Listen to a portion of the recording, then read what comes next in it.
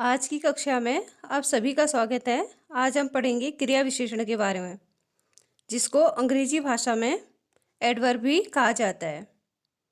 तो जैसे कुछ वाक्य देखिए। मोहन धीरे से उठा, वे युवक धीरे से उठे, मोहिनी धीरे से उठी।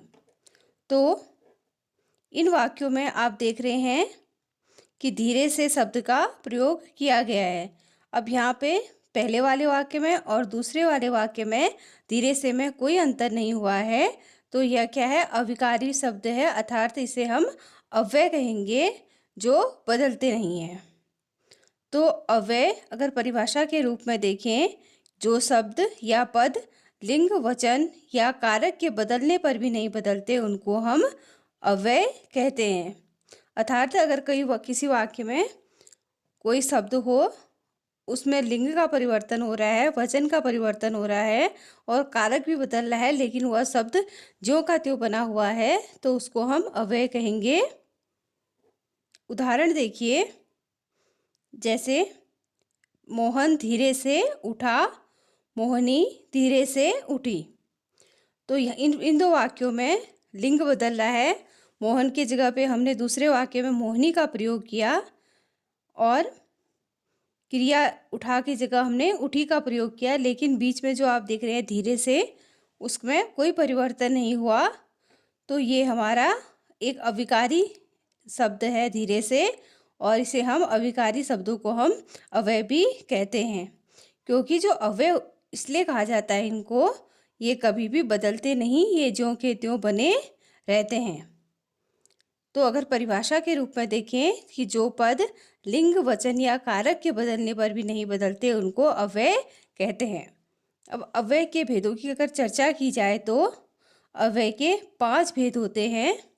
पहला क्रिया विशेषण, जो कि जिसके बारे में आज की कक्षा में आप विस्तार से पढ़ेंगे, जिसको एडवर्ब भी कहा जाता है। दूसरा है अव्यय का भेद संबंध बोधक, जिसको पोस्ट पोजीशन कहा जाता है। नंबर 3 समुच्चय बोधक, जिसको कंजक्शन कहा जाता है। नंबर 4 विस्मयादि बोधक, जिसको इंटरजेक्शन कहा जाता है। और नंबर 5 है निपात, इम्फेसिस। तो आज हम पढ़ेंगे क्रिया विशेषण अर्थात एडवर्ब के बारे में, जो कि अव्यय का एक भेद है। अब आप लोगों ने क्रिया तो पढ़ा होगा कि किसी कार्य को जिस शब्द से किसी कार्य के करने, होने या अस्तित्व का बोध होता है, उसको हम क्रिया कहते हैं। लेकिन क्रिया विशेषण क्या है कि जो शब्द क्रिया की भी विशेषता बताए, उसको हम क्रिया विशेषण कहेंगे। अर्थात कोई काम हो रहा है, उस काम की जो शब्द विशेषता बताए, उसको हम क्रिया विशेषण कहेंगे। जैसे हिरन तेजी से दौड़ा, बच्चे बहुत हंसे, गीता बहुत पहले सुनाई गई थी। तो यहाँ पे हमने पहले वाले वाक्य में हिरन के लिए तेजी से, बच्चों के लिए बहुत, गीता के लिए बहुत पहले, ये क्रिया विशेषण शब्दों का हमने प्रयोग किया है। और कुछ अन्य उदाहरण देखिए क्रिया विशेषण के। कुछ सुस्ता लो फिर खेल लेना, तब वह बहुत हंसा। वहाँ बैठकर कुछ लोग जोर जोर से बोल रहे हैं, तेज दौड़कर सिंह ने हिरन को पकड़ लिया। तो इन वाक्यों में आप देख रहे हैं, पहले वाले वाक्य में कुछ सुस्ता लो, अब सुस्ताने के लिए कुछ क्रिया विशेषण शब्द का प्रयोग किया जा रहा है। ऐसे ही तब वह बहुत हंसा, तब और बहुत हंसा, ये भी क्रिया विशेषण शब्द हैं। तीसरे वाले वाक्य में वहाँ बैठकर कुछ लोग जोर जोर से हंसने लगे, अब वहाँ बैठकर और जोर जोर से, ये हमारे क्रिया विशेषण शब्द हैं। तो तीसरे वाले वाक्य में आप देख रहे हैं कि कुछ लोग जोर जोर से बोल रहे हैं, जोर जोर से लोगों के बोलने की क्रिया की विशेषता बताई जा रही है कि वो लोग बोलने की क्रिया कर रहे हैं, लेकिन जोर जोर से कर रहे हैं। ऐसे चौथे वाक्य में तेज दौड़कर सिंह ने हिरन को पकड़ लिया।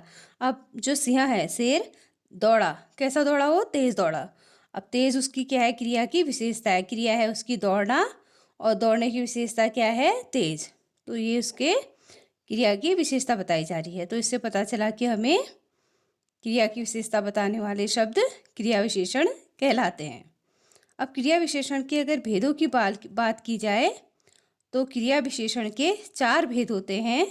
पहला कालवाचक क्रिया विशेषण, दूसरा स्थानवाचक क्रिया विशेषण, तीसरा रीतिवाचक क्रिया विशेषण, चौथा परिमाणवाचक क्रिया विशेषण। अब सबसे पहले हम कालवाचक क्रिया विशेषण के बारे में जानेंगे। अब क्रिया की काल संबंधी विशेषता बताने वाला शब्द कालवाचक क्रिया विशेषण कहलाता है। जैसे मैं अभी जाना चाहता हूँ, तुम कल आ जाना। ऐसे इसमें आप देख रहे हो पहले वाक्य में मैं अभी।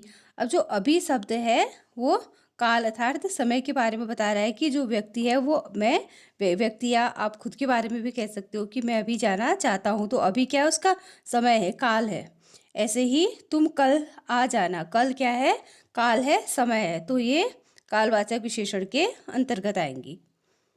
फिर इसी प्रकार क्रिया विशेषण का दूसरा है भेद है स्थानवाचक। स्थानवाचक अर्थात अगर जिस शब्द से आपको स्थान का पता चले तो उसको आप स्थानवाचक विशेषण कहोगे। अगर परिभाषा के रूप में जाने तो जिन क्रिया विशेषण शब्दों से क्रिया के स्थान निर्देशित होते हैं उन्हें स्थानवाचक क्रिया विशेषण कहते हैं। अब इस वजह से आप 2 उदाहरण देखिए। मैंने किशनपुर, जैसे किशनपुर गांव कहाँ है, तो यहाँ पे किशनपुर गांव के लिए हमने कहाँ है शब्द का प्रयोग किया। अब एक ये जगह के बारे में बताया जा रहा है कि जो किशनपुर गांव है वो कहाँ है। दूसरा है जहाँ तुम जाओगे वहीं मैं जाऊँगा। तो जहाँ और वहीं ये दोनों क्या है, स्थान के बारे में बता रहे हैं।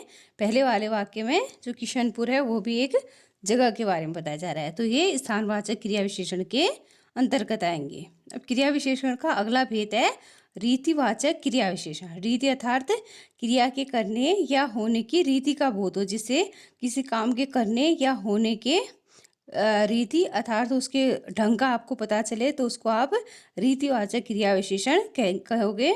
रीति का अर्थ ही है किसी कार्य को करने का तरीका। अब जैसे उदाहरण देखिए, वह चीख चीख कर बोलता रहा, मोहन धीरे धीरे चलता रहा।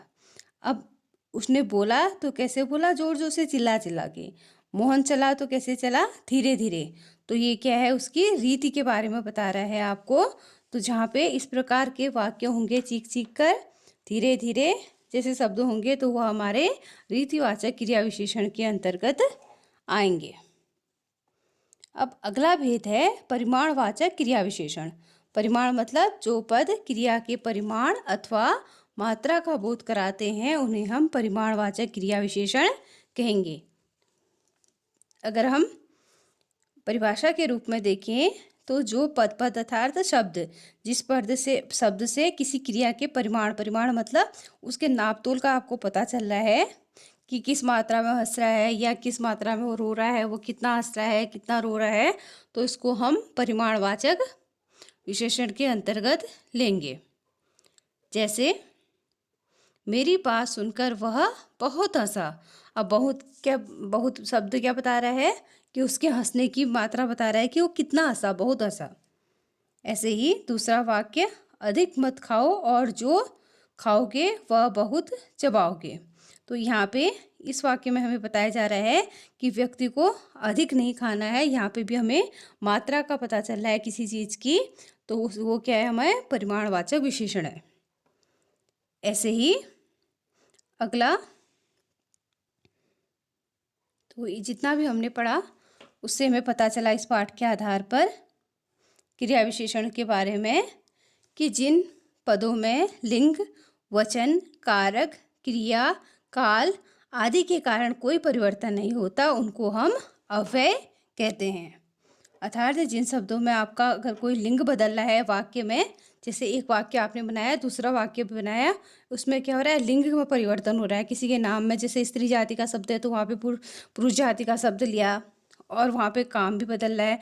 लेकिन जो शब्द हमने पहले वाले वाक्य में प्रयोग किया, दूसरे वाले वाक्य में वह शब्द जो का त्यों रह रहा है। जैसे हमने कहा था मोहन धीरे से उठा, मोहिनी धीरे से उठी, तो वहाँ पे लिंग तो बदल रहा है लेकिन काम ज्यों का त्यों है। तो ये क्या है, हमारा अव्यय का उदाहरण है। तो इस प्रकार हमने जाना लिंग, वचन, कारक, क्रिया, काल आदि के परिवर्तन नहीं होता है जहाँ पे, जिसके कारण उसको हम अव्यय कहते हैं। जिस शब्द में लिंग बदलेगा, वचन बदलेगा, कारक, क्रिया, काल बदलेगा, लेकिन जो पद हमने प्रयोग किया वो ज्यों का त्यों रहेगा, तो वो पद हमारा अव्यय कहा जाएगा। तो अव्यय के भेद हमने जाने, क्रिया विशेषण, समुच्चय बोधक, संबंध बोचक, विस्मयादि बोचक और निपात। अव्यय के हमने 5 भेदों के बारे में जाना और क्रिया की विशेषता बताने वाले शब्द को हमने क्रिया विशेषण कहते हैं, ये जाना। और अगला, क्रिया विशेषण के 4 प्रकार होते हैं, कालवाचक, स्थानवाचक, रीतिवाचक और परिमाणवाचक। तो आज के लिए इतना ही। धन्यवाद।